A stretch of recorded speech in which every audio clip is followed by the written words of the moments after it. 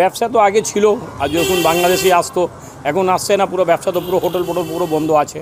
আমাদের এই এলাকা নিউ মার্কেট, বড় বাজার পুরো এসব মানে বাংলাদেশ থেকে চলতো। হ্যাঁ, ট্যুরিস্ট ভিসা থেকে চলতো। এখন ট্যুরিস্ট ভিসা দিচ্ছে না, আমার খুব কষ্ট হচ্ছে। আমরা এই যে রমজান মাস, হ্যাঁ, এই রাস্তার অবস্থা বা কারবারের অবস্থা এর আগে কখনো আপনারা দেখেছেন? না না, ফাঁকা ছিল না, পুরো ভিড় থাকতো। রমজান মাস হলো, চাই ঈদ পরে হলো, পুরো ভিড়। বাংলাদেশিদের ভিড় ছিল? হ্যাঁ, ভিড় ছিল, বাংলাদেশ থেকে ভিড় ছিল। ভালো, এখানে ব্যবসা भी চলতো ভালো, খুব ভালো ব্যবসা চলতো। এখন তো কোনো ব্যবসা নেই, পুরো হোটেল আমাদের সালাউদ্দিন টাওয়ার আছে, পুরো হোটেলটা বন্ধ, পুরো গেস্ট হাউস বন্ধ। কতগুলো আছে এরকম হোটেল বা গেস্ট হাউস বন্ধ আছে? এখানে আছে, অনেক আছে, কম থেকে 1000 থেকে উপর হবে, 1000 থেকে উপর হবে। আসলে যেটা তো ইন্ডিয়া গভর্নমেন্টেরই লস। হ্যাঁ, তো ইন্ডিয়া গভর্নমেন্টের লস তো হবে। বিজনেসে जो আসতো কিছু মাল নিয়ে যেত, हाथे করে कैरी করে वो আসতো, खर्चा उठिए नहीं तो खर्चा उठा लेता वो लोग कि जो आता था माल ले जाता था, थोड़ा थोड़ा करके माल हम लोग का सेल बहुत अच्छा होता था। अभी क्या करेंगे? अभी देखो क्या करेगा गवर्नमेंट, इंडियन गवर्नमेंट के हाथ में है। अगर वीज़ा दे देता तो हम लोग का वेल एंड गुड अच्छा होता, दोनों देश से अच्छा संबंध रहता। हम लोग तो चाहते कि दोनों देश का संबंध अच्छा रहे। मोदी क्या अच्छा कर रहा है ये? अब मोदी तो वीज़ा दे रहा है कि नहीं दे रहा है तो पता नहीं। तो टूरिस्ट ये तो जयशंकर बता सकता है कि क्या वीज़ा देगा कि नहीं देगा। आपको लगता है ना वहाँ पर का हसीना यहाँ पर मोदी एक ही है? ये तो बता नहीं सकता दादा। এই ঝামেলা যে চলছে বাংলাদেশে, যবে থেকে শেখ হাসিনা গিয়েছে 6 আগস্ট পর থেকে আমাদের ব্যবসা পানি সব শেষ। প্রায় আমার নেই, মার্কুস স্ট্রিটে যত হোটেল আছে, যত রেস্টুরেন্ট আছে, যত ঠেলাওয়ালা আছে, রিক্সাওয়ালা আছে, অটোওয়ালা আছে, যার যার ব্যবসা ছিল সব বন্ধ, শূন্য হয়ে গেছে পুরো।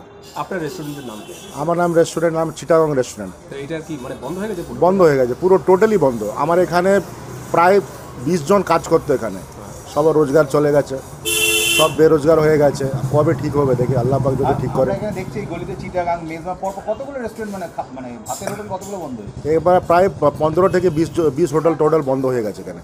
আর প্রায় গেস্ট হাউস 25 থেকে 30টা গেস্ট হাউস বন্ধ হয়ে গেছে। শুধুমাত্র বাংলাদেশি আসছে না? বাংলাদেশি আসছে না, তো ভিসা দিচ্ছে না ইন্ডিয়ান গভর্নমেন্ট।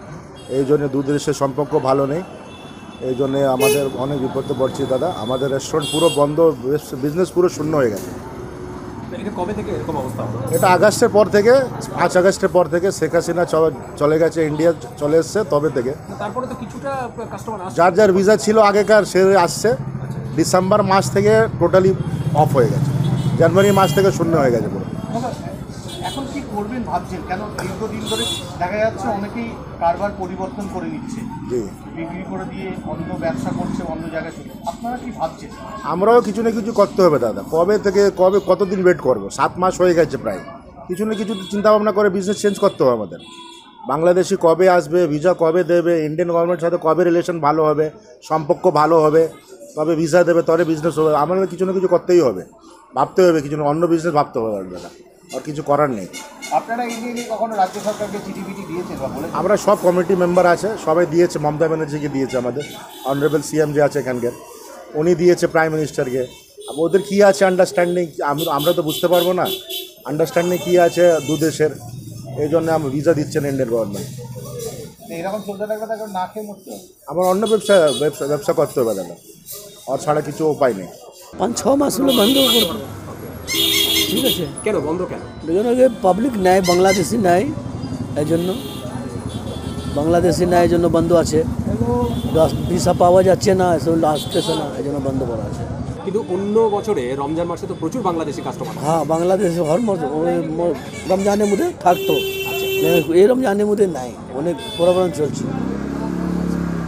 মার্কেটের অবস্থা খুবই খারাপ, অনেক খারাপ বলতে পারবো না, অনেক খারাপ আছে। কত বছর ধরে আছেন এখানে? এখানে করিব 50 বছর উপর। এই রকম অবস্থা রমজান মাসে এর আগে কখনো দেখেছেন? এসব ভালো ছিল, লেকিন এখানে যে বাংলাদেশি আসছে না, সেই জন্য দিক্কত হয়ে গেছে।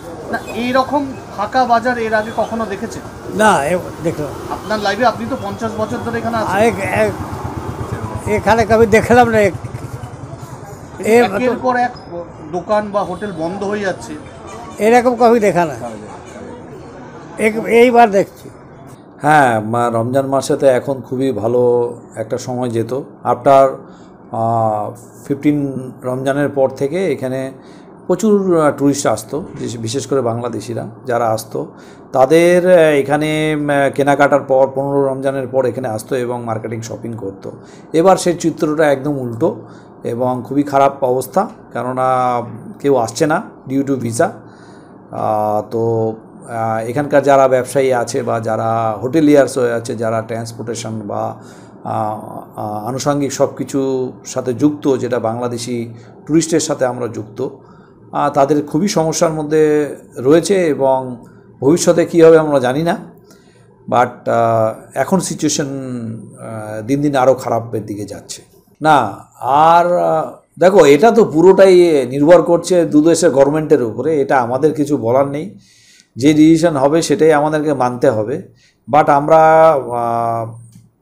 অনুরোধ করব এবং আমরা রিকোয়েস্ট করব যে যত তাড়াতাড়ি সম্ভব এই প্রবলেম সলভ হোক এবং সবাই বিজনেস করছে, কেননা অনেকেই বাংলাদেশের উপরে অনেক ইনভেস্টমেন্ট করেছে। আমাদের এখানে বড় বড় অনেক ব্যবসায়ীরা রয়েছে, হ্যাঁ, তাদের জন্য খুবই খারাপ সিচুয়েশান যাচ্ছে। আমাদের দেশে নয়, বাংলাদেশিরাও অনেকেই যারা বড় বড় ব্যবসাদার তারা এখানে কিন্তু অনেক ইনভেস্টমেন্ট করে আছে, তাদেরও কিন্তু একটা ব্যবসায়িক সম্পর্ক রয়েছে আমাদের এখানে, দুদেশেরই রয়েছে, বিশেষ করে কলকাতার সাথে। তো এটাতে সবাই উভয় পক্ষে কিন্তু আমাদের প্রবলেম আমরা ফেস করছি। এটা কবে সলিউশন হবে আমার জানা নেই এবং আশা করি এটা আরও তাড়াতাড়ি সিচুয়েশানটা কন্ট্রোলে আসুক এবং জিনিসগুলো তাড়াতাড়ি সলভ হোক এবং সবাই আবার পুরনো পরিবেশে ফিরে যাক।